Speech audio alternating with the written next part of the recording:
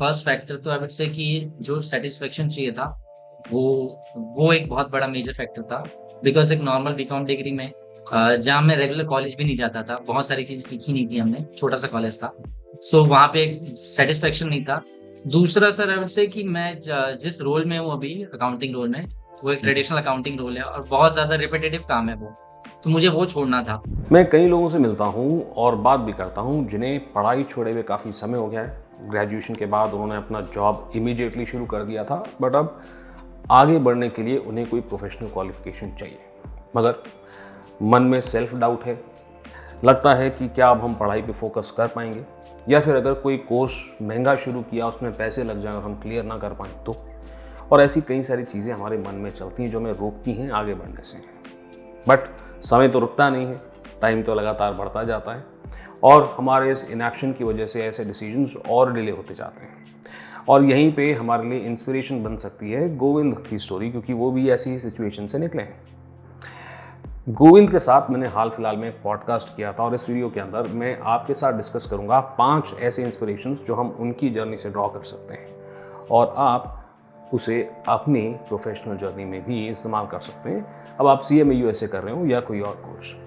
हाय, मैं हूँ CA Gaurav Sabharwal, 18 commerce academy Indore से। चलें बात करते हैं। Welcome to career Tuesdays on the move. यहाँ पर हम करियर और मोटिवेशन से रिलेटेड अनबायस्ड वीडियोस बनाते हैं। Welcome back.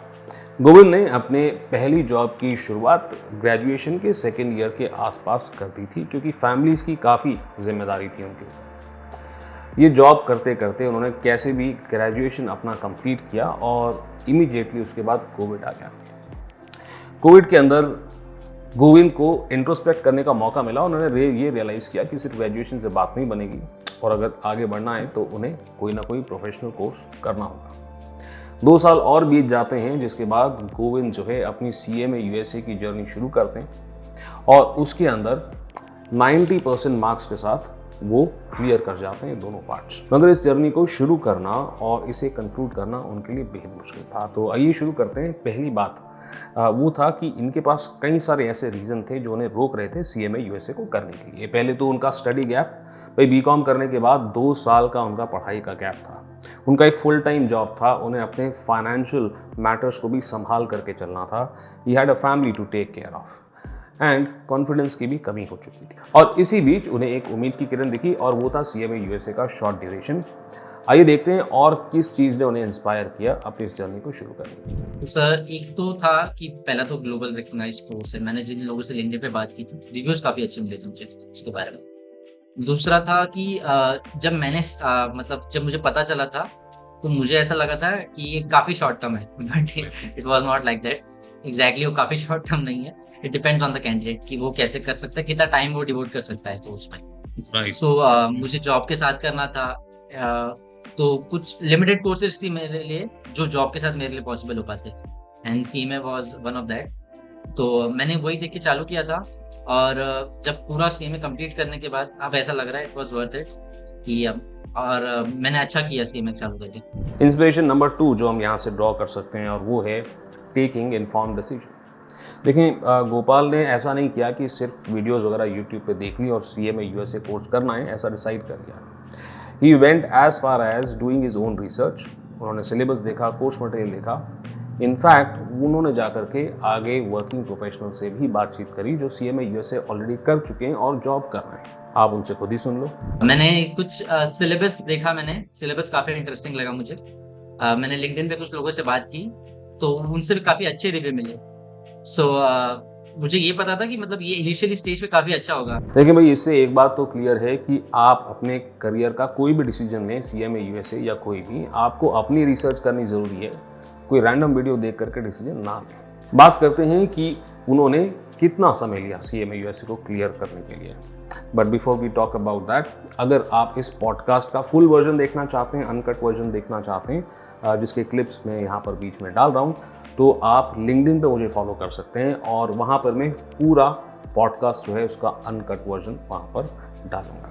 लिंक आपको मिल जाएगा डिस्क्रिप्शन में। ऐसे ही पॉडकास्ट हम लगातार करते रहते हैं प्रोफेशनल्स के साथ और उनके कंक्लूजन वाले वीडियोस आपको यहीं यूट्यूब पे देखने के लिए मिलते हैं। तो अगर आपने अभी तक इस चैनल को नहीं किया है सब्सक्राइब, तो फटाफट सब्सक्राइब जरूर कर लें और वीडियो को लाइक करना मत भूलेगा, ताकि और लोगों तक भी ये वीडियो पहुंचे।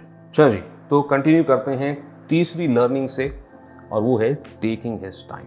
देखिए, ऐसा है कि CMA USA एक शॉर्ट ड्यूरेशन कोर्स है, ये बात तो क्लियर है, बट कई सारे इंस्टीट्यूट्स ऐसे हैं जो इस बात को एग्जैक्चुरेट करते हैं। तो आइए देखें गोविंद का क्या एक्सपीरियंस था इस बात के लिए करते हैं। मुझे एक इंस्टीट्यूट का एक एडवर्टाइजमेंट दिखा, that become a CMA US in just 6 months. So मैंने We all know that. या सो हाँ। मैंने वो सोच के मैंने चालू किया था CMA पढ़ना। देखिए, फैक्ट तो ये है कि आपको ज़्यादा समय भी यहाँ पर लग सकता है, और स्पेशली वर्किंग प्रोफेशनल्स के लिए तो लग सकता है, क्योंकि कई सारे unforeseen events, month and, quarter and, कहीं कुछ आ जाता है जिसकी वजह से आप अपने ऑब्जेक्टिव को थोड़ा सा पोस्टपोन कर सकते हैं, एंड डेफिनेटली ज़्यादा समय आपको यहाँ पर लग सकता है, एंड दैट्स ओके। आपको थोड़ा सा पेशेंस यहाँ पर रखना बेहद ज़रूरी है, क्योंकि पेशेंस ही था जिसने गोविंद की मदद करी इस कोर्स को कंप्लीट करने में। और गोविंद को भी 1 साल से स्लाइटली ऊपर लगा था CMA USA को क्लियर करने के लिए। तो आपको भी अगर थोड़ा सा समय ज़्यादा लग रहा है और आप वर्किंग प्रोफेशनल हैं, तो निराश ना हो, आपके जैसे और लोग भी हैं।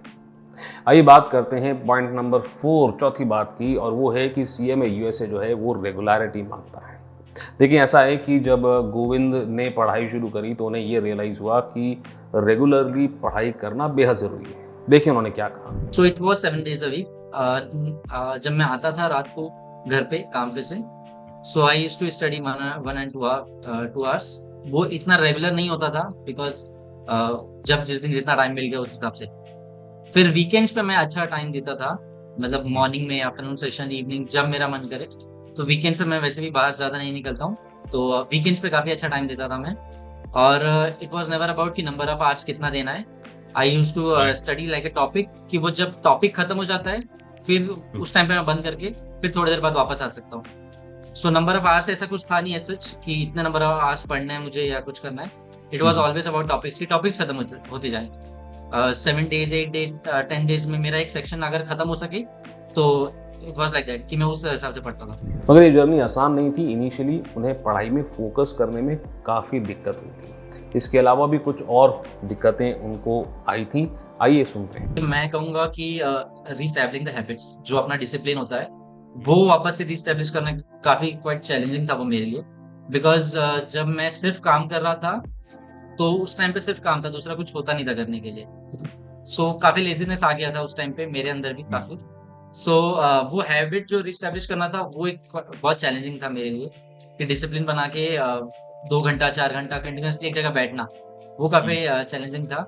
और दूसरा सर मैं कहूँगा कि अपना एजुकेशन सिस्टम टाइप, मतलब जो अपना इंडियन एजुकेशन है, वो काफ़ी ज़्यादा फोकस करता है मेमोराइज़ेशन पे। But CMA as a course it's quite different.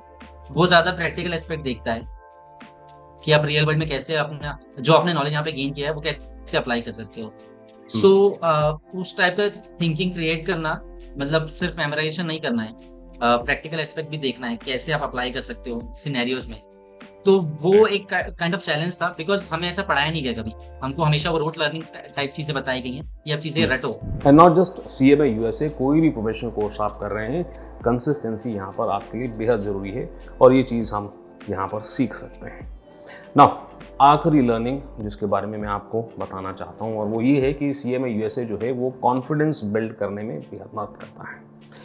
देखिए, गोविंद के केस में उन्होंने जब CMA USA को क्लियर किया तो उन्हें कॉन्फिडेंस मिला, और उनकी विल पावर जो है वो बढ़ गई अपनी इस लर्निंग जर्नी को और आगे कंटिन्यू करने में। देखिए उन्होंने इस पॉडकास्ट में क्या बताया। सो सर, पहले तो जो डिसिप्लिन मेरा तैयार हो गया है, कि मुझे अब आदत लग गई है एक्चुअली, कि इतने घंटे मैं पढ़ सकता हूँ कंटिन्यूअसली।